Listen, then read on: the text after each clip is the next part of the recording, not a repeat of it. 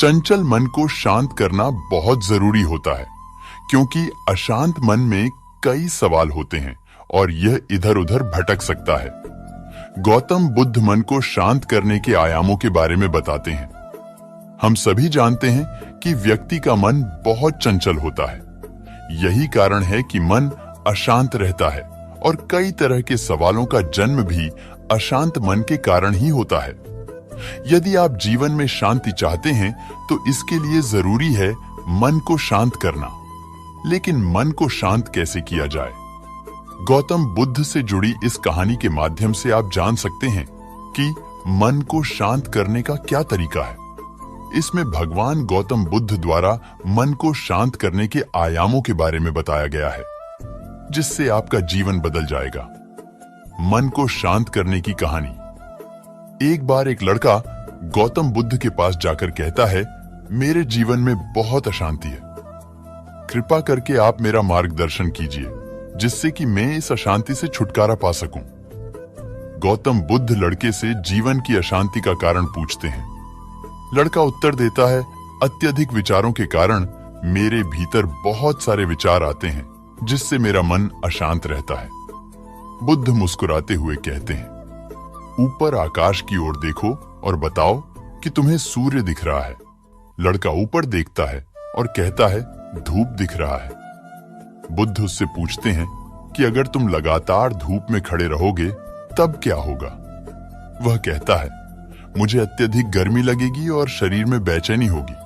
बुद्ध लड़के से कहते हैं कि अगर धूप में खड़े रहने से तुम्हें गर्मी लगती है तो इसमें दोष किसका है, सूर्य के ताप का या तुम्हारा? लड़का कुछ सोचने के बाद कहता है, इसका जवाब आप भी बताइए। बुद्ध कहते हैं, सूर्य का काम है ताप देना और ताप का काम है गर्मी लगना। ऐसे में तो दोष तुम्हारा ही है कि तुम धूप में जाकर खड़े हुए जिससे कि तुम्हें गर्मी लगी। तुम्हें अगर शीतलता चाहिए तो तुम्हें छांव में रहना होगा।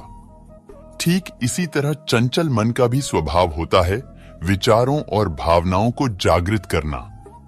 विचार क्षण भर के लिए होते हैं, लेकिन विचार से पैदा हुई भावनाएं देर तक टिकी रहती है। लेकिन यह तुम्हें निर्णय लेना है कि तुम्हें विचार और भावनाओं के साथ चलना है या अलग दिशा बनानी है। कैसे करें मन को शांत? बुद्ध कहते हैं, मन को शांत करने के लिए तन के आयाम पर काम करना सबसे आसान तरीका है।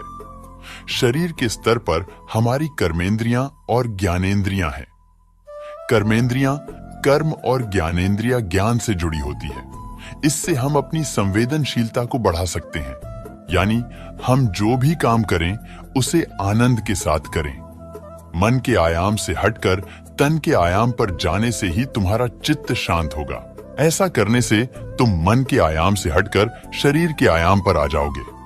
ठीक उसी तरह जैसे तुम धूप से हटकर छांव में आ सकते थे। मन के आयाम से हटने पर तुम्हारी जागरूकता तन पर आ जाएगी।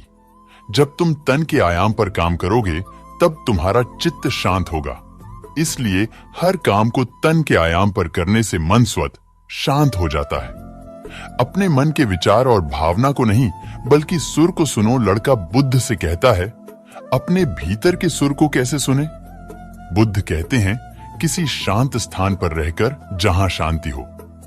तब अपनी आंखें बंद करो और मन के भीतर चल रहे शोर से हटकर भीतर के सुर को सुनने की कोशिश करो। सुर निरंतर चलता रहता है, लेकिन बाहर के शोर के कारण तुम अपने मन के भीतर चल रहे सुर को नहीं सुन पाते हो। जब तुम अपने दोनों कानों को अपने हाथों से बंद कर दोगे तभी मन के सुर को सुन पाओगे। इस तरह तुम मन की अशांति से दूर हो जाओगे और तुम्हारा मन शांत हो जाएगा। दोस्तों, अगर ये बातें आपको थोड़ी सी भी अच्छी लगी हो ना, तो इस वीडियो को एक लाइक जरूर करिएगा और अपने फैमिली मेंबर के साथ शेयर जरूर करिएगा। इस चैनल को सब्सक्राइब भी आप कर सकते हैं नीचे लाल बटन को दबाकर। मिलते हैं और अच्छी वीडियो के साथ, तब तक के लिए अपना ध्यान रखें।